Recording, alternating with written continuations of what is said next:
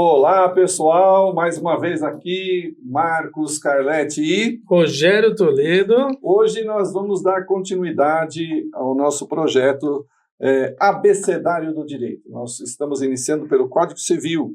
Na edição passada, nós falamos até o artigo 10. Isso, né? falamos sobre as pessoas, né? Pessoas naturais, né? Então, Rogério, nós iremos falar sobre os direitos da personalidade, né? Direitos da personalidade. Vamos dissecar esse tema. Dissecar não, né, Rogério? É um abecedário, pô. vamos ensinar e aprender juntos, né? Juntos.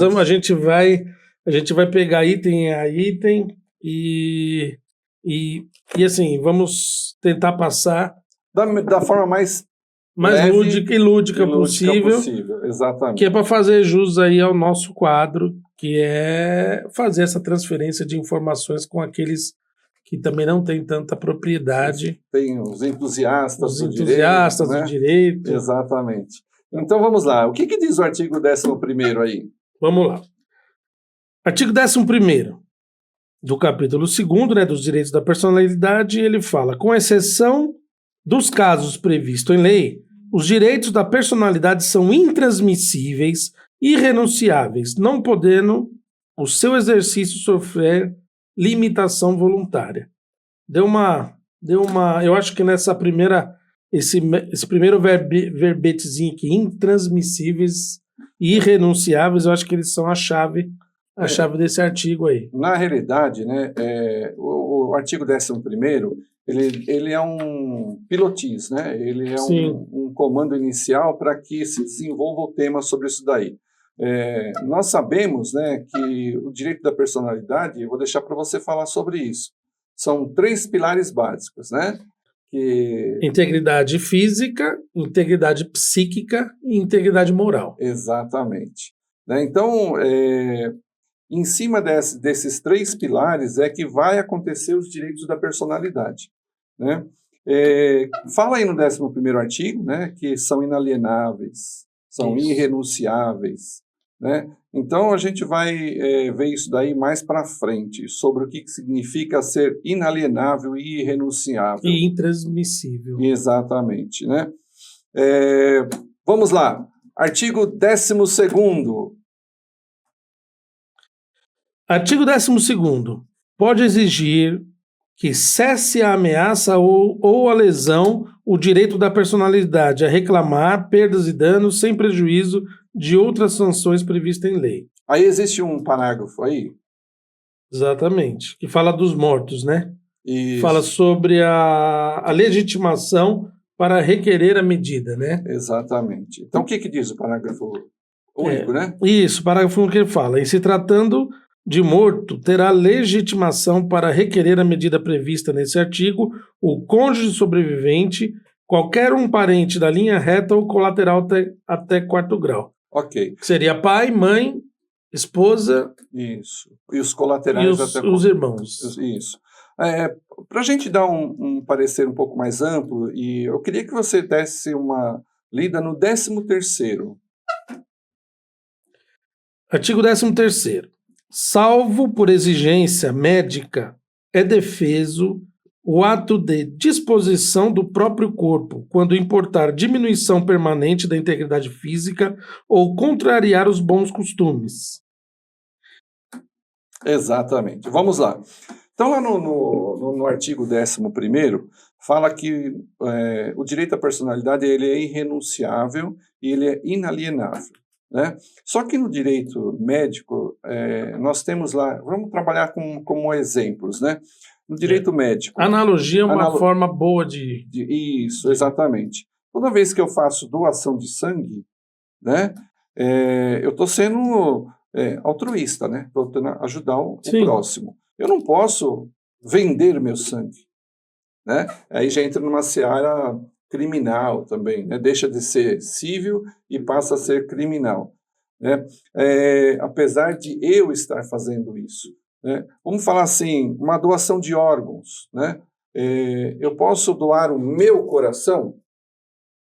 Eu não posso doar meu coração em vida, eu posso doar depois que eu falecer, né? Então eu posso deixar uma informação, né? Para que quando eu morrer, se meu coração estiver bom, pode fazer a doação. Mas em vida eu posso fazer a doação de rim. De rim. Né? Sim. Porque ele não está tentando contra a sua própria vida. Exatamente. Né? E é uma exceção que diz lá o 11º artigo. Lá diz que é inalienável. Quer dizer, inalienável é uma coisa que ela não pode ser vendida. Então eu posso doar meu rim para alguém, mas eu não posso vender o meu rim para alguém. Né? Então, quando você fala lá aqui no 13º, é proibido dispor do próprio corpo, né? Eu não posso doar meu coração em vida, porque se eu doar meu coração em vida, eu estou dispondo do meu próprio corpo. Né? Então, isso vai causar o quê? A minha morte, né? Vai cessar a minha vida. E o ordenamento jurídico, ele garante a vida. Né? Mas tem uma exceção muito importante que a lei dá, a doação do coração em vida, sabia? Diz aí, eu não sei disso daí, não. É verdade, pessoal. É no casamento. Você doa o seu coração para sua esposa, não é? É verdade, isso daí é verdade, né? Eu doei o meu coração. Você doou o seu? Eu doei. Tô falando sério, viu? Então, meu coração por tigela. Então, voltando lá. Acho que ficou bem tranquilo esse tema, né?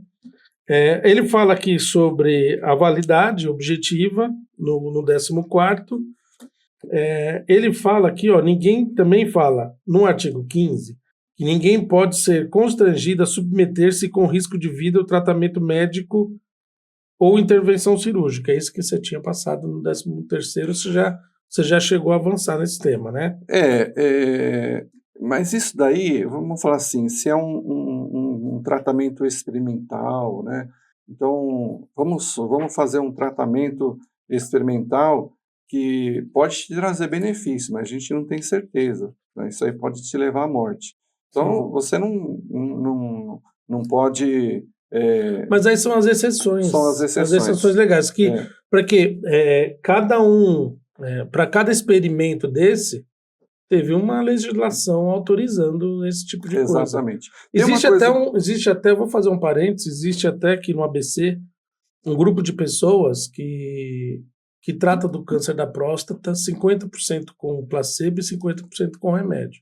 Mas aí é um experimento, né? Um experimento, mas ele está tomando o placebo. Mas ele está ciente. Ele está ciente que ele está participando de um programa. Ou seja, por isso que a lei ela é bem justa, ela já traz a exceção. Salvo dispositivo legal. Então ele está podendo, por uma ação dele, fazer um ato lesivo à vida. Exatamente. Porém, tem uma legislação aí que está autorizando. Exatamente. Isso aí está um assunto ainda que contemporâneo quando foi da Covid. Né? Sim. Então, muita gente que se assinou lá, que estava fazendo entrando no programa de experimento das vacinas, né? Metade das pessoas tomaram vacina e metade tomaram placebo. Sim. Né? Então, é uma coisa que é prevista em lei isso daí. Outra coisa que é legal e interessante falar, que envolve um pouquinho de religião, né? Existe uma determinada religião que eles não aceitam doação de sangue. Doação de sangue, ou qualquer outra coisa, ou qualquer outro tipo de doação. Né? O mais comum é a doação de sangue. Tanto é que existe até já vários julgados nesse sentido, né, que quando a pessoa é menor, né, os próprios médicos já acionam o judiciário, e o judiciário entende que a vida é maior, é um bem precioso maior do que a própria religião. E como o menor, como a gente já tratou sobre a capacidade antes, o menor ele não tem a capacidade plena para decidir se ele quer ou não. Exatamente. Então aí entra o Ministério Público, que trata dos interesses dos incapazes do menor. Né? E aí aprendemos isso na última mais ou bate-papo. Menos, eu acho que foi isso daí. Então é bem legal isso daí. E em alguns casos também, vamos falar assim, essa mesma religião de quando a pessoa for adulta, se ela se negar a receber o tratamento de doação de sangue, né, transfusão de Sim. sangue, é um direito dela também, Sim. né? Em muitos casos também já tem casos em que mesmo a pessoa sendo maior, né, capaz, ela chega num estágio da doença que ela deixa de ter a capacidade. Aí já há a intervenção do médico do de novo. judiciário, né? Porque a partir do momento que ela deixa de ter a capacidade de escolha, né? Então aí outras pessoas têm que tomar decisão por ela. Então os médicos têm entendido, né? O corpo médico tem entendido que aí cabe uma intervenção judicial e o juiz vai decidir se aquela pessoa vai ter aquele tratamento ou não. Que aqui a gente relembra a perda da capacidade. Perda da capacidade, exatamente. A não obtenção e a perda da capacidade que nós vimos anteriormente. Exatamente. Então, além da personalidade, né? Você vê, uma coisa vai acumulando com outra, né? Nós estamos falando do direito da personalidade, mas aí já incluiu também o direito à capacidade. Né? Quer dizer, a personalidade lhe dá o direito de escolha. Mas a partir do momento que você perdeu a capacidade, você perde o direito... Não que você perde o direito à personalidade, né? Mas alguém pode definir por você. Legal. Tá, eu acho que esse tema acho que foi bem abordado. Se tiver alguma pergunta, alguma coisa, né? Ou a gente relembra também no curso do processo, exatamente. Ou então a gente parte para outro tema. O outro tema que a gente está falando é sobre o nome. Vamos falar sobre qual artigo? O artigo 15º. Vamos falar sobre o 15º? Bora. Bora lá. Já falou, né? Já falou sobre o 15º. Que é o da morte e da intervenção. Ah, é. Então, ultrapassando o 15º, que nós já acabamos de ler, vamos entrar no quê? No artigo 16º. 16º artigo. O que diz o 16º aí, doutor Rogério? O artigo 16º. Toda pessoa tem direito ao nome, nele compreendidos de prenome e sobrenome. Isso aí é bem objetivo, acho que não carece muita explicação, né? Mas na realidade o direito ao nome todo mundo tem. Todo mundo tem. Tá? Então, aí a lei vai tratar da proteção ao nome, né? Exatamente. Deixa de ser um direito praticamente, né? E é um dever, né? É um dever, com certeza, né? Porque a partir de hoje, ainda mais no Brasil, né? Hoje quando a pessoa nasce, ele já nasce com... Toda vez que você vai lá no cartório fazer o registro de nascimento, ele já até nasce com... O CIS, né? Isso, né? Com um número já, né? Com um número, né? Então, ele já vai identificar ele para a vida toda. Para a vida toda. Se a pessoa nasceu no meio do... Vamos falar assim... uma aldeia indígena. Mas aí a gente já fala de pessoas... Hoje não podemos mais falar isso, que os silvícolas são pessoas semi-imputáveis. Semi-imputáveis, né? Mas já foi assim, né? Já foi, né? Mas vamos falar assim, que nasceu... tipo assim, ó, eu vou falar um exemplo bem claro. O meu avô, ele foi registrado com 18 anos de idade, né? Então, ele se chamava João Carletti, né? Desde o seu nascimento, né? Então, ele teve o direito do seu prenome e do seu sobrenome. Mas ele não tinha uma capacidade civil ainda, né? Interessante isso daí. Né? É uma história muito engraçada, porque os escravos não tinham direito a sobrenome. Sabia disso, né? Então, porque eles eram tratados não como ser humanos, mas como objetos. Como objetos. Então, eles não tinham direito a sobrenome, né? Exato. Então, muitas vezes você vê pessoas que têm descendência escrava que não tem um sobrenome. Ele tem, tipo, 2 ou 3 nomes, mas não são sobrenomes. Exatamente. Isso é uma curiosidadezinha aí, né? Tudo influencia e tudo. Por que existe esses artigos? Por que existe esse código, né, de um conjunto de leis?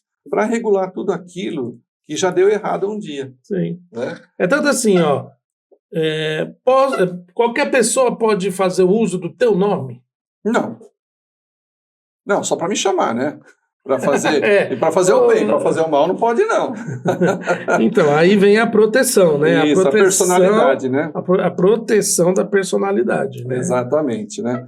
Então você tem o direito de ter um nome, o direito de ter o seu sobrenome, né, que é a sua identificação civil, mas a lei te protege, né, o direito de uso desse nome.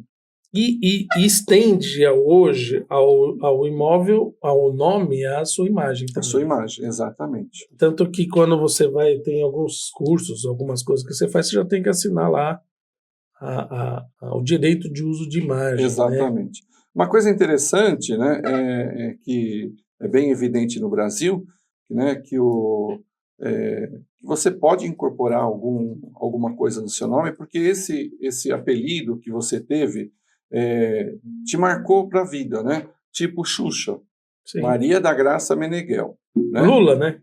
Luiz Lula. Inácio da Silva. Isso. Né? E então, essas pessoas, elas podem incorporar. Então, Maria da Graça Xuxa Meneghel. Sim. Luiz Inácio Lula da Silva. Né? Eles não nasceram com esse nome.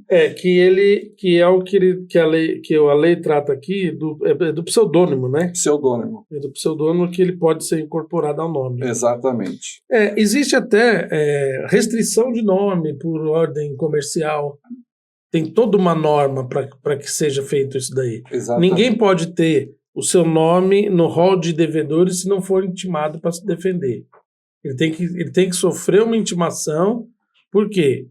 Porque a lei protege tanto esse direito a imagem do nome, porque você não pode, ninguém pode colocar o nome da pessoa no SPC se não notificar ele. É o direito da personalidade. Direito da personalidade.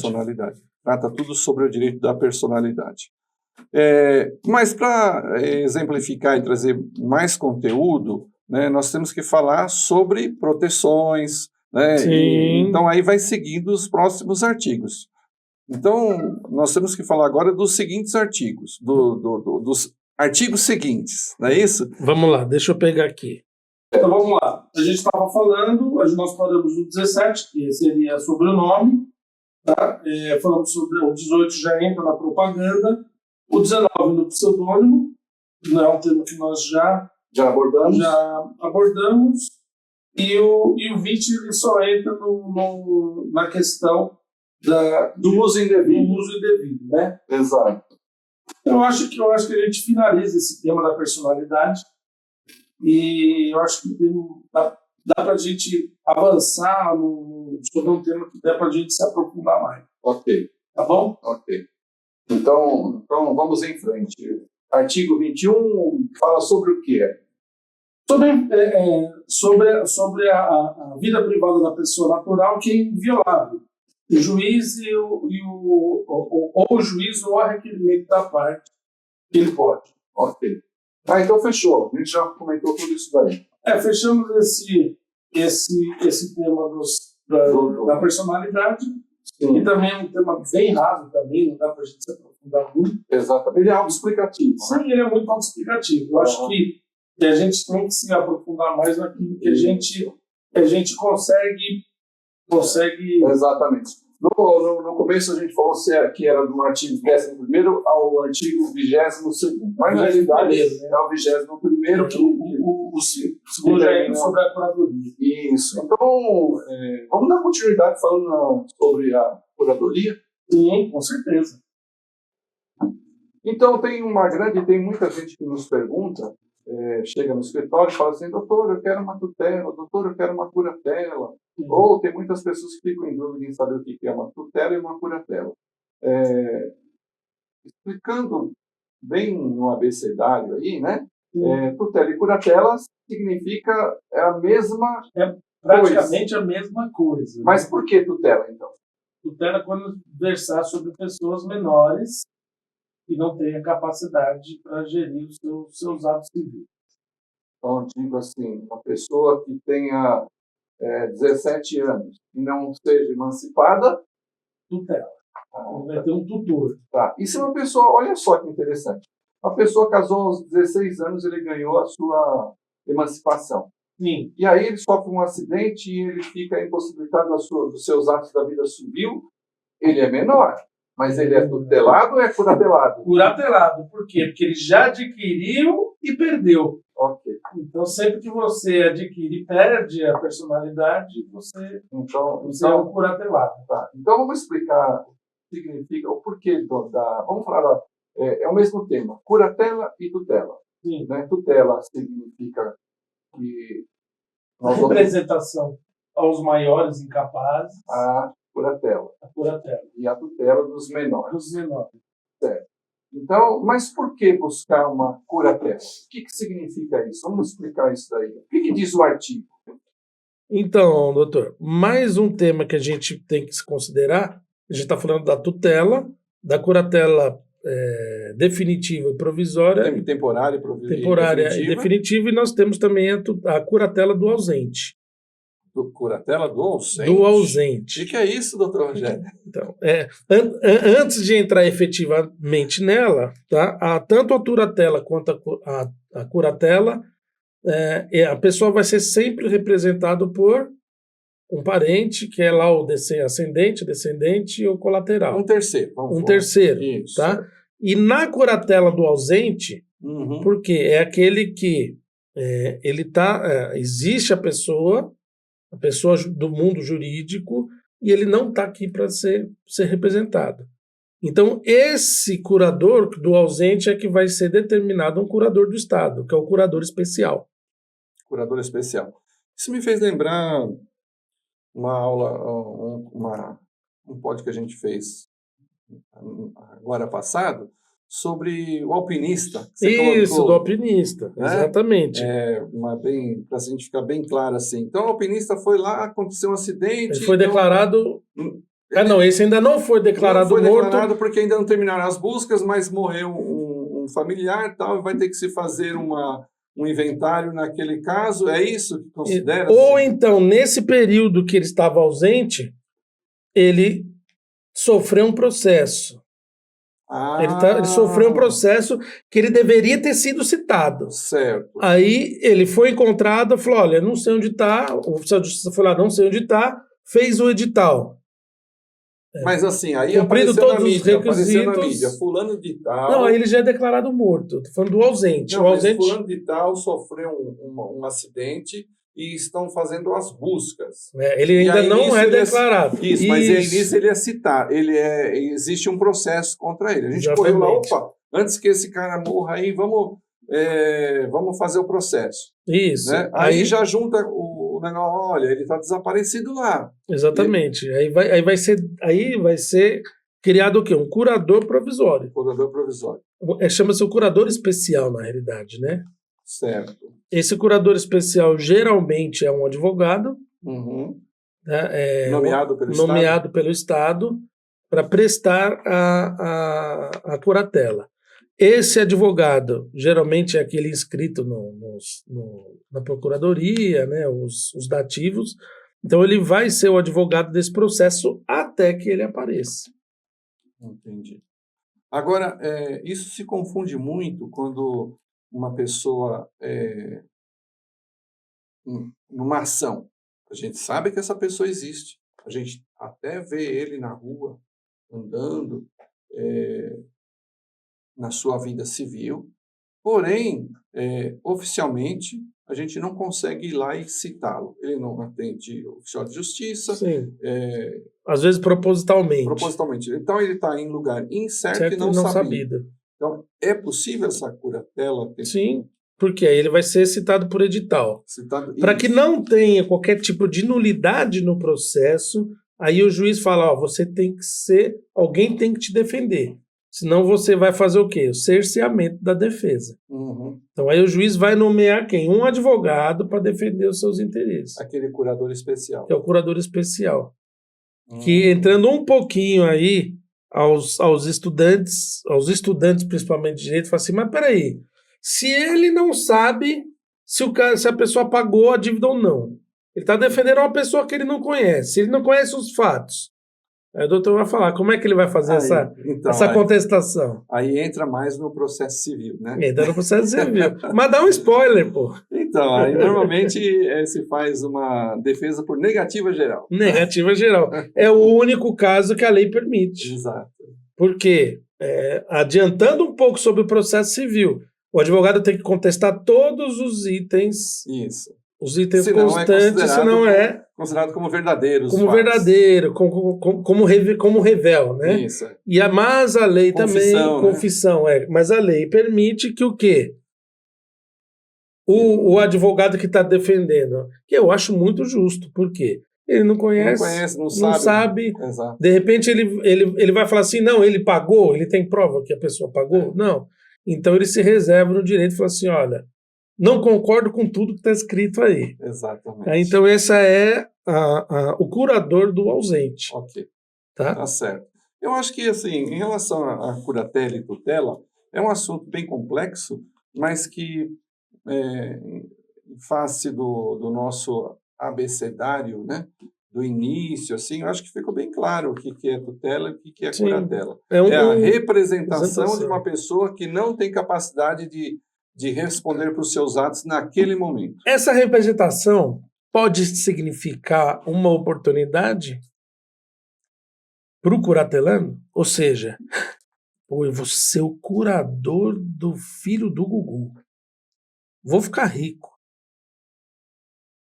Bom. As responsabilidades do curatelando com o que vai fazer com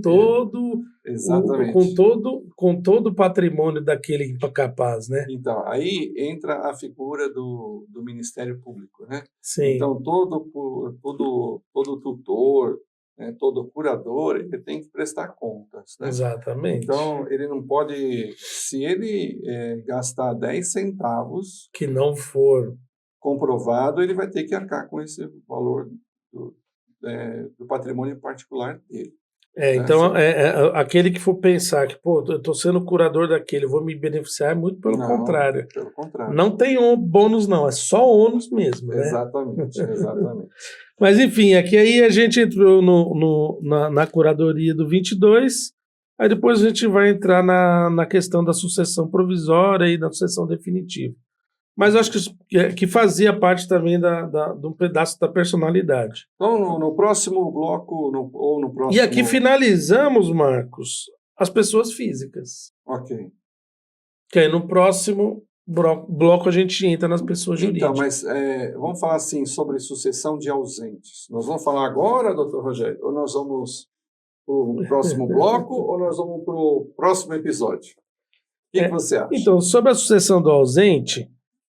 eu imagino que não...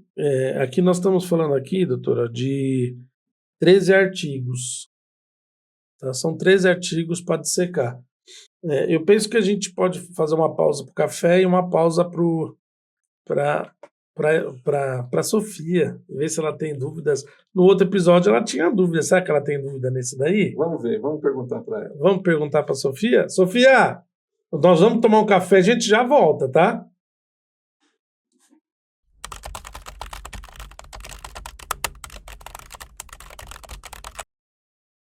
A Sofia tem uma dúvida sobre uma questão que foi falada agora há pouco.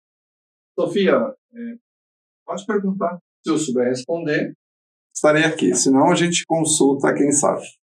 Existe alguma ordem legal para ver quem vai representar essa curatela?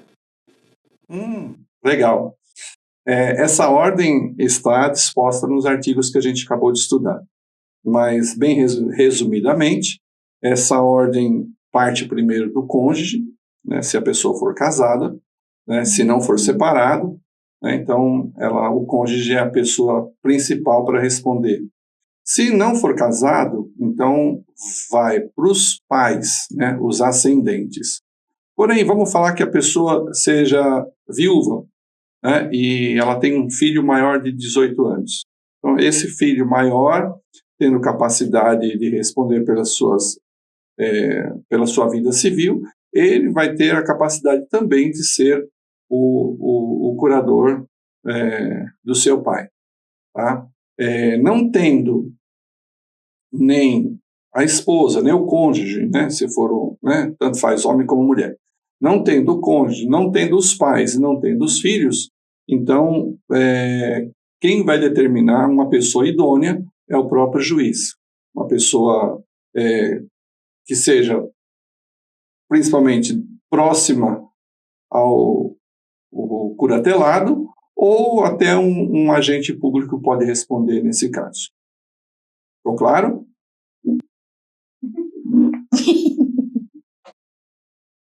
Pessoal, falando sobre ausentes, tutela, curatela, Dr. Rogério me deixou sozinho aqui, né? E então, informalmente, eu vou ser hoje o curador dele para encerrar esse bloco, né? Espero que vocês tenham gostado. E ele vai ter que explicar aqui no próximo programa por que ele se ausentou. Assim. Ele foi para Lins, lugar incerto e não sabido. Ok? Espero que vocês tenham gostado, pessoal. Não esqueçam de curtir, compartilhar, né? Para que esse vídeo alcance mais pessoas que, como vocês, querem saber um pouquinho mais de direito, mas de uma forma rasa, leve, sem muito peso. Tá bom? Um abraço a todos vocês, fiquem com Deus, até a próxima.